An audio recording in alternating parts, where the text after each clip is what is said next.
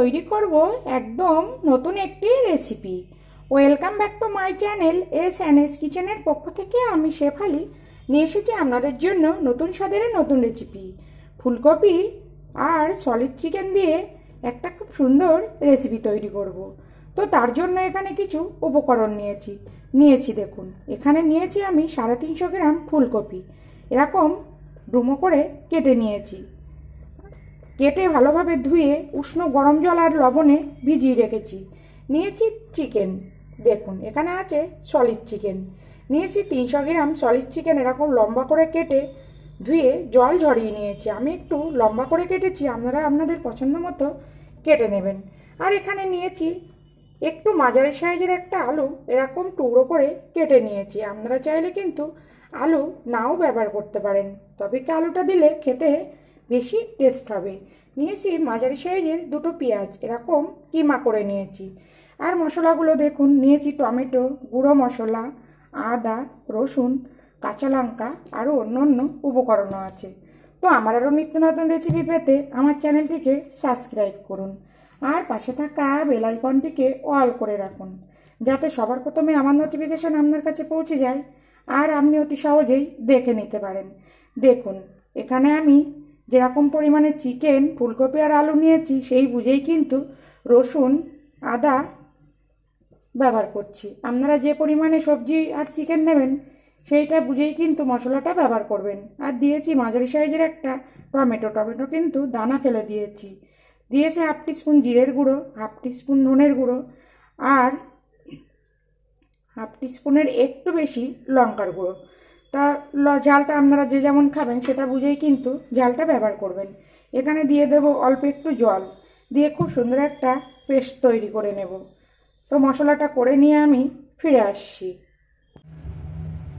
দেখুন মশলা করে নিয়ে আমি ফিরে এসেছি। আর এখানে কড়া বসিয়েছি, কড়া গরম হয়ে এসেছে। এখানে দিয়ে দেব পরিমাণ মতো রিফাইন তেল। তবে আমি এই চিকেন ফুলকপির জন্য রিফাইন তেল ব্যবহার করছি, আপনারা চাইলে কিন্তু সর্ষের তেলও ব্যবহার করতে পারেন। দেখুন এখানে দিয়ে দিলাম পরিমাণ মতো রিফাইন তেল। তো তেলটা আমি গরম হতে দেব। দেখুন তেল আমি গরম করে নিয়েছি, এবার গ্যাসের জোরটা মিডিয়াম ফ্লেম করে দেব। দিয়ে যে আলুগুলো আমি কেটে রেখেছি, আলুগুলো দিয়ে অল্প লবণ হলুদ দিয়ে ভেজে নেব। প্লিজ ভিডিও দেখার শুরুতে একটা লাইক দিয়ে ভিডিওটি দেখা শুরু করুন। আপনার একটা লাইক আমাকে অনেক দূরে এগিয়ে নিয়ে যেতে সাহায্য করবে। আর এইভাবে ফুলকপি আর সলিড চিকেন দিয়ে রান্না করে একবার খেয়েই দেখুন, খেতে কিন্তু খুব সুন্দর হয়।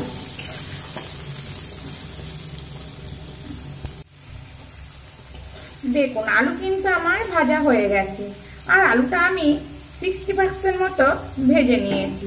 তো এবার আমি একটি পাত্রে তুলে নেব। তো এইভাবে একে একে যদি সব সবজি ভেজে রান্না করা যায় তাহলে কিন্তু খেতে সত্যিই অসাধারণ টেস্ট হয়। তো আপনারা চাইলে ফুলকপি আর আলু কিন্তু একসঙ্গে ভেজে নিতে পারেন। তো আমি এটা আলাদা আলাদা ভাজছি। দেখুন আর ওই একই তেলের মধ্যে দিয়ে দেব কেটে রাখা ফুলকপি।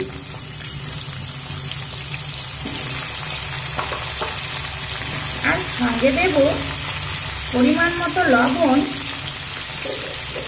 আর একটু হলুদ দিয়ে মিডিয়াম ফ্লেম করেই কিন্তু ভাজতে হবে, যাতে ফুলকপিটা 70% মতো সিদ্ধ হয়ে যায়।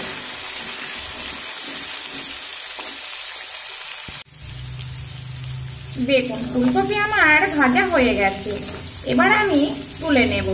তো আমি এখানে চিকেন, সলিড চিকেন দিয়ে আর ছোট করে ফুলকপি দিয়ে এই রেসিপি তৈরি করছি।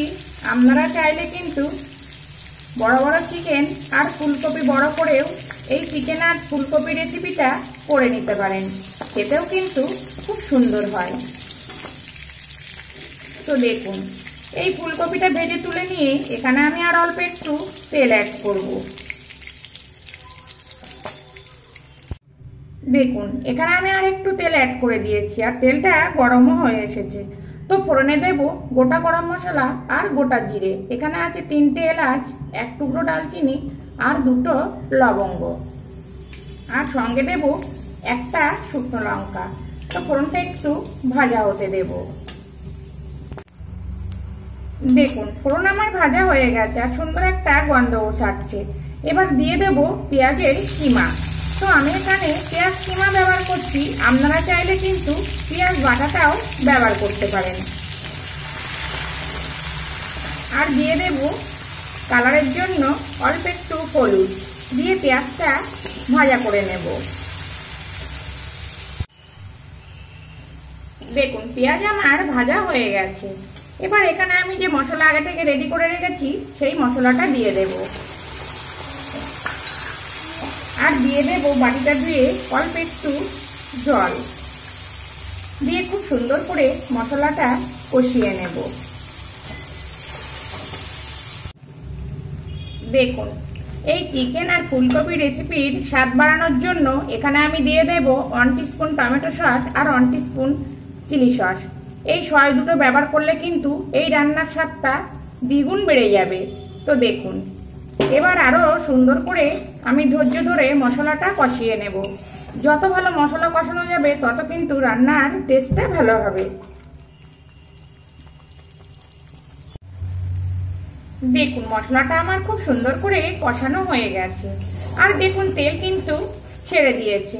এবার এখানে আমি যে চিকেনটা কেটে জল ঝরিয়ে রেখেছি ওই জল ঝরানো চিকেন দিয়ে দেব আর দিয়ে দেব পরিমাণ মতো লবণ দিয়ে আবারও ধৈর্য ধরে মশলার সঙ্গে চিকেনটা খুব সুন্দর করে কষিয়ে নেব। তবে কি একটু চাপা দিয়ে দিয়ে কষাবো। এখানে কিন্তু আমি একটু জল ব্যবহার করব না চিকেন কষার জন্য। দেখুন চিকেন থেকে কতটা জল ছেড়েছে। এখানে কিন্তু চিকেনে একটু আমি জল ব্যবহার করিনি। তো এইভাবে ধৈর্য ধরে নাড়িয়ে নাড়িয়ে চিকেনটা খুব সুন্দর করে কষিয়ে নেব।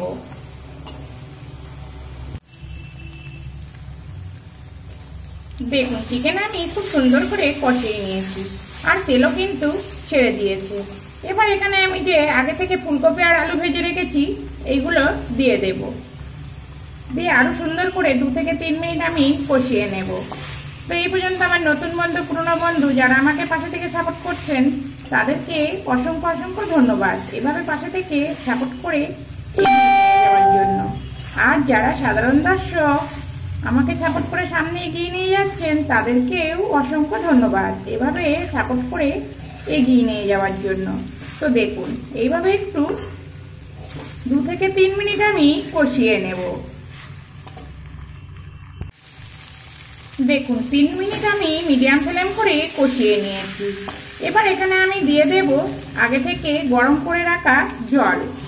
যে কোনো রান্নায় যদি গরম জল দেওয়া যায় তাহলে কিন্তু রান্নার টেস্ট অনেকটাই ভালো হয়। তো দেখুন এই রান্নাটা কিন্তু খুব ঝোল হবে না, একটু মাখো মাখো হবে, সেই বুঝেই কিন্তু আমি জলটা ব্যবহার করব। আর এই মুহূর্তে আমি এখানে লবণটা ব্যবহার করব না, যেহেতু আগে থেকে লবণ দেওয়া আছে। তো মাঝে একবার চেক করে তবেই কিন্তু আমি আবার লবণ ব্যবহার করব। তো দেখুন আমি মিডিয়াম ফ্লেম করে রান্নাটা হতে দেব। দেখুন এখানে আমি অফ ক্যামেরায় 4টে চেরা কাঁচা লঙ্কা দিয়ে দিয়েছি আর লবণটাও দেখে নিয়েছি, সবই ঠিক আছে। তবে কি মাঝে মধ্যে কিন্তু ঢাকা খুলে দিয়ে একটু এইভাবে কিন্তু নেড়ে নিতে হবে। তো আবারও চাপা দিয়ে রান্নাটা হতে দেব। আর রান্নাটা কিন্তু আমি মিডিয়াম ফ্লেম করেই করছি। দেখুন আমার কিন্তু রান্না রেডি হয়ে গেছে। এবার এখানে আমি দিয়ে দেব পরিমাণ মতো গরম মশলার গুঁড়ো।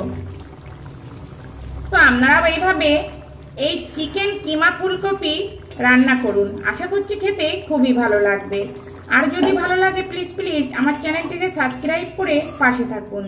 আর খুব ভালো লাগলে সঙ্গে একটা লাইক আর শেয়ারও করে দিন। দেখুন আমি কিন্তু গ্যাসটা বন্ধ করে দিয়েছি। তো দেখতে দেখুন কত সুন্দর হয়েছে, খেতেও কিন্তু অসাধারণ লাগে এই চিকেন কিমা ফুলকপি। তো আমি এটা ঢাকা দিয়ে 5 মিনিট মতো রাখবো, তারপরে পরিবেশন করব।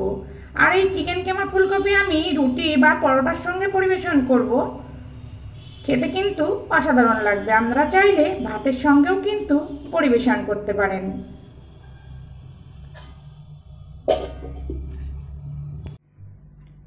দেখুন 5 মিনিট পরে আমি পরিবেশন করেছি আর উপর থেকে একটু ধনেপাতা গার্নিশ করে দিয়েছি। দেখতে দেখুন কত সুন্দর হয়েছে, খেতেও কিন্তু অসাধারণ। তো আমি আবার ফিরে আসবো নতুন কোনো রেসিপি নিয়ে। সবাই ভালো থাকবেন, সবাই সুস্থ থাকবেন।